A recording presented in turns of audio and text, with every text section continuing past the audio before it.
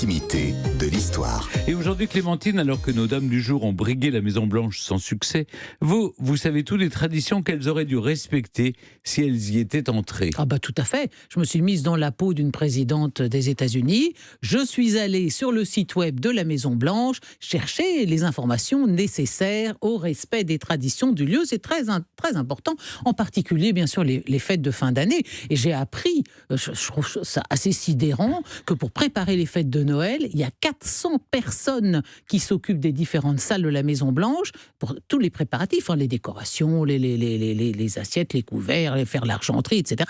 Et qui s'occupent strictement de ça à partir de la mi-décembre. Allez hop, 400 personnes au boulot. Et il faut ériger, si je puis dire, le sapin de Noël de la Maison-Blanche. Le premier daterait de 1889, la tradition d'en avoir un, et puis de le mettre dehors, ça on le doit à Calvin Coolidge. C'est le sapin national, un grand sapin illuminé qu'on plante à l'extérieur de la Maison-Blanche. Et évidemment, comme c'est le sapin le plus photographié des États-Unis, il faut qu'il soit très beau, qu'il n'ait pas un défaut. Et donc, il est désigné depuis 1966 chaque année par un concours. C'est le sapin national. Mais avant Noël, il y a quand même une tradition américaine qui pour nous est un sujet d'interrogation. C'est la pratique du pardon de la dinde. Oui, Thanksgiving. Thanksgiving, c'est l'action de grâce. Alors, c'est le dernier week-end du mois de novembre. Exactement, dernier jeudi du mois de novembre, tout à fait. Et c'est une fête qui a été instituée par les premiers colons venus aux États-Unis d'Angleterre au XVIIe siècle. Pourquoi ? Pour remercier Dieu de leur toute première récolte, 1620-1621.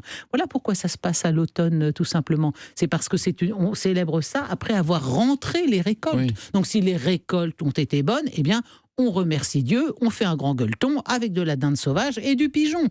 Et la dinde, pourquoi on l'a Alors là c'est une autre tradition. C'est qu'en fait, plus généralement, auparavant, je voudrais quand même signaler qu'évidemment maintenant le lien avec les récoltes est quand même assez lointain parce que les Américains ne sont plus une population agricole, d'agriculteurs. Donc c'est pour remercier pour tous les bonheurs, toutes les grâces reçues pendant l'année naturellement.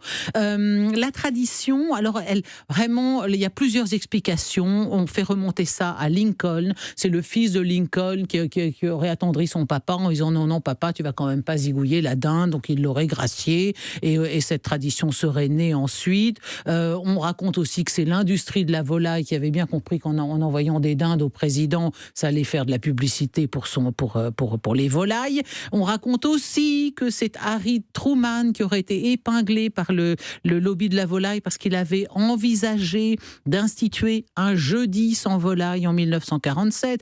Or, cette année de 1947, Thanksgiving, Noël, le jour de l'an, tombaient justement des jeudis. Bon, donc ça fait jaser dans les chaumières américaines. De toute façon, lui, Truman, les dindes qu'on lui a offertes, il les a boulottées. Et en tout cas, le fait de faire du pardon des dindes, de gracier des dindes de façon très officielle, Stéphane, ça ne va pas vous étonner, quel est le président des États-Unis qui est un grand ami des animaux et qui peint des animaux. Roosevelt. Mais surtout qui peint des chiens. Et qui avait fait un portrait de Poutine avec son chien. Vous vous souvenez ? Oui. C'est Bush. C'est Bush, oui. Voilà, c'est Bush. Donc le pardon. Là c'est c'est le deuxième, Bush fils. C'est le pardon des dindes. C'est chez les Bush. Alors, il y a quand même une tradition à la Maison Blanche qui est quand même étonnante. C'est l'Easter egg roll. Littéralement le roulage d'œufs. C'est une coutume qui existe en Angleterre depuis des siècles et qui se pratiquait à Pâques. Alors en quoi ça consiste ? Oui, c'est le pâté de Pâques se fait, par exemple même en France, le pâté de Pâques se fait, c'est un roulé d'œuf. Oui, vous avez raison, c'est un roulé d'œuf, bien sûr, un pâté avec de l'œuf à l'intérieur. C'est la chose que vous pouviez manger pour Pâques. Alors oui, mais alors pourquoi là on fait du roulage d'œufs ? Parce que là en fait les enfants viennent avec des œufs durs, oui. Ils ont une petite baguette un peu comme du cricket, vous voyez, et ils poussent l'œuf dans l'herbe et puis c'est le premier arrivé. Maintenant c'est plus que le roulage d'œufs. D'ailleurs on voit souvent dans des fêtes anglo-saxonnes des enfants avec une cuillère, un œuf dans une cuillère. Mais qu'est-ce que ça veut dire tout ça ?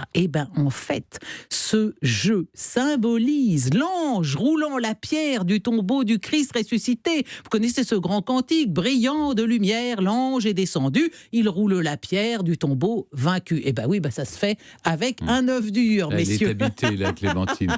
Ah non, mais c'est la vérité, hein. Oui, je sais, on vous sent habité. Ah oui, non, le roulage, non, je trouve ça génial. Le roulage d'œuf dur qui est en fait une métaphore de l'ange qui ouvre le tombeau du Christ. Attendez, c'est magnifique. Alors évidemment, vous allez peut-être préférer plus classique. Alors pour vous, ça sera la Maison Blanche en pain d'épices et chocolat qui pèse dans les 120 kilos. On la fourre quelque part dans la grande salle à manger d'honneur. On peut prendre des initiatives quand même, par exemple comme la bataille de boules de neige à l'intérieur de la Maison Blanche avec des boules en coton. Ça s'est fait une fois. Et puis Theodore Roosevelt, en 1903, avait offert une glace en Père Noël aux petits Américains. Donc la future présidente aura quand même une certaine marge de manœuvre pour innover, si vous voulez. Mais de toutes ces traditions, plus fort encore que le roulage d'œufs durs, et plus démocratique, et celle-là, on pourrait s'en inspirer chez nous à l'Élysée, c'est le Big Block of Cheese Day, la journée du gros bloc de fromage. Parce que en 1837, Andrew Jackson, le président de l'époque, a reçu une meule de fromage de 700 kilos.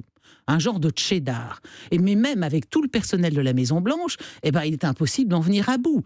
Alors il a ouvert les portes de la Maison-Blanche pour permettre à ses concitoyens de venir chercher par eux-mêmes une part de fromage, et ils étaient autorisés pendant le temps où ils attendaient leur part de poser au personnel de la Maison-Blanche et au président des États-Unis toutes les questions qui les préoccupaient. Et ce jour-là, 10 000 personnes se sont succédées.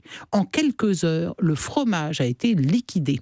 Et depuis, évidemment, les fromagers américains sont mis à réaliser d'énormes sujets en cheddar, le Mont Rushmore, la Statue de la Liberté, Armstrong marchant sur la Lune en cheddar. Wow. Et ce Big Block of Cheese Day est devenu le symbole d'un pouvoir acceptant d'être interpellé et questionné directement par ses concitoyens.